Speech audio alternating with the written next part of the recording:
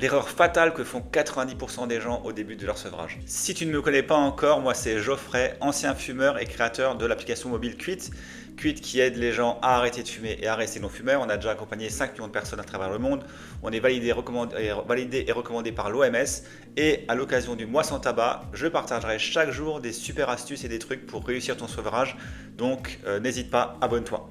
Alors c'est de se faire avoir par le piège du juste une. En fait, quand on arrête de fumer, on a des envies, au début très fortes et intenses, qui durent 3 minutes et qui passent, mais avec le temps, elles s'estompent et elles réduisent en intensité. Mais au début, elles sont fortes et en fait, ces envies, c'est votre cerveau qui vous dit « Allez, fume », qui essaie par tous les moyens de vous convaincre de fumer une cigarette, de prendre de la nicotine. Pourquoi ?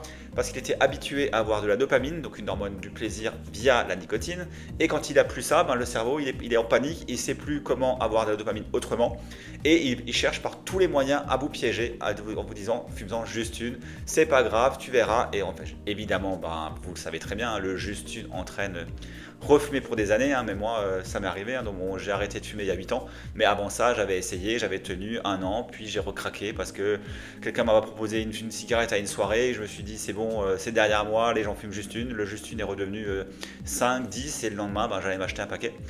Et donc deux choses, donc déjà avoir ça à l'esprit, savoir que ce juste une c'est un piège absolu, et si jamais vous recraquez, on va dire c'est pas très grave, essayez surtout de rebondir tout de suite, de ne pas vous racheter ce paquet de cigarettes, d'accepter que c'était un écart, c'est pas la fin du monde. Par exemple dans Quit on a créé des outils anti-rechute, vous le saisissez dans l'application et voilà, donc c'est pénible mais c'est pas la fin du monde. Le plus dur et l'essentiel c'est de ne pas racheter ce paquet de clopes et de ne pas recommencer à tomber dans cette spirale infernale, dans ce cercle vicieux de la cigarette.